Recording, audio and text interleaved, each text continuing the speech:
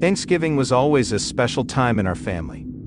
The air was thick with the tantalizing aroma of turkey, and my mother and grandmother bustled about the kitchen, immersed in the rhythm of preparation. The clinking of pots and pans echoed as the children, my two brothers, my sister and I, dashed around the cozy home.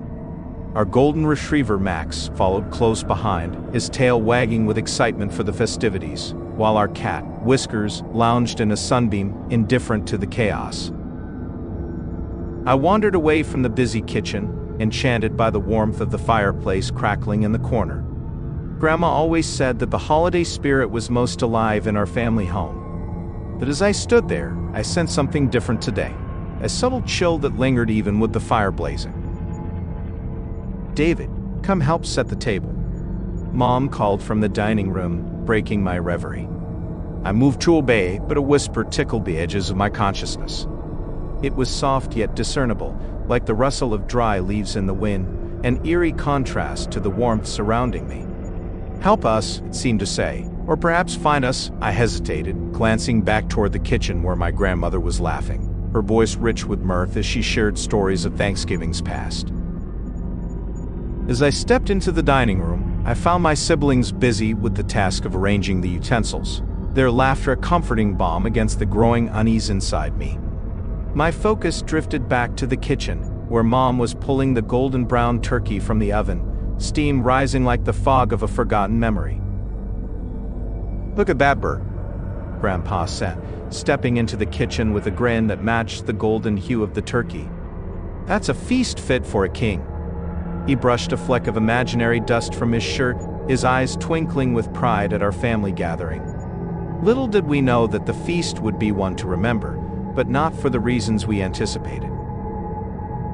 The sun began its descent, casting eerie shadows across the room.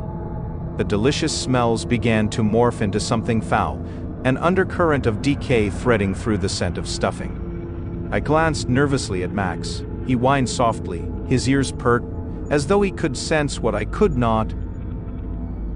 "David, can you check on the pie?" Grandma's voice broke my focus, and I hurried to the other room, my mind still lost in the shadows creeping along the walls.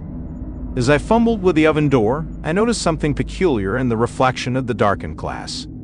It looked like a figure standing just beyond the kitchen. I whipped around, heart pounding, but I was met only by the warmth of my family's themes, resettled in holiday joy, oblivious to my growing disquiet. Perhaps it was just my imagination playing tricks on me. We gathered around the table, the clattering of dishes replacing the whispers in my mind. My siblings and I exchanged tales that grew wilder with every bite of stuffing and turkey. The laughter swelled, filling every corner of the room, but deep down, I felt a tension that threatened to crack the joyous facade. Midway through the meal, a sudden crash reverberated from the kitchen. We jumped, glancing at one another in startled silence.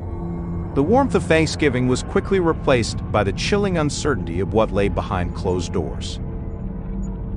"Probably just the cat," Dad said, attempting to ease our nerves as he took a hearty swig of his drink. But my gaze wandered back, my heart pounding as I glanced toward the ominous shadows in the hallway from which the noise had emerged. "Check it out, David," my brother urged, a mix of daring and unease in his voice. Taking a deep breath, I stood, the chair scraping against the wooden floor. Moving cautiously, I approached the doorway to the kitchen. "Hello?" I called, my voice wavering. The shadows seemed to stretch and quiver with life.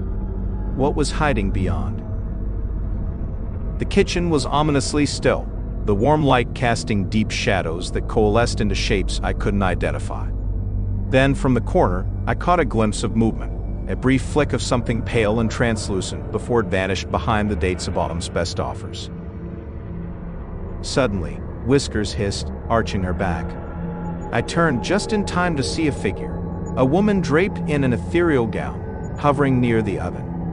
Her eyes, hollow and dark, bore into my soul, and the air around her grew heavy, moist with tension. "Help us," the figure whispered, her voice a haunting echo in the stillness. "We are lost," her finger extending as if pleading for salvation or vengeance. I stumbled backward, heart racing as chaos erupted behind me. My family, oblivious, continued to eat and laugh, trapped in their bubble as the room swirled into darkness. The shadows pressed closer, time and reality warped in their presence. "No, get away," I shouted, scrambling back into the dining room. My heart thudded as the whispers grew louder, mingling with the laughter, drowning my pleas. "David?" Mom's voice pierced through, but it was too late. The darkness enveloped me, binding me in a dance of dread. I turned my back to the horror, running back to my family, only to find them frozen, revealed under the pale gaze of the figure. I knew in that moment, Thanksgiving was not merely a dinner, it was a haunting, one where the past and present entwined, and the dinner we prepared was not just a meal, but a remembrance of the souls that had come before us, a feast succumbing to their cries for recognition. The echoes of their hunger would haunt us longer than just a single meal. We had welcomed the spirits, and only the warmth of heart and spirit could guide them home. As the shadow twisted around me, I took one last look at my family before plunging into the darkness, hoping I could break the cycle, and perhaps, one day, we could have a peaceful Thanksgiving again.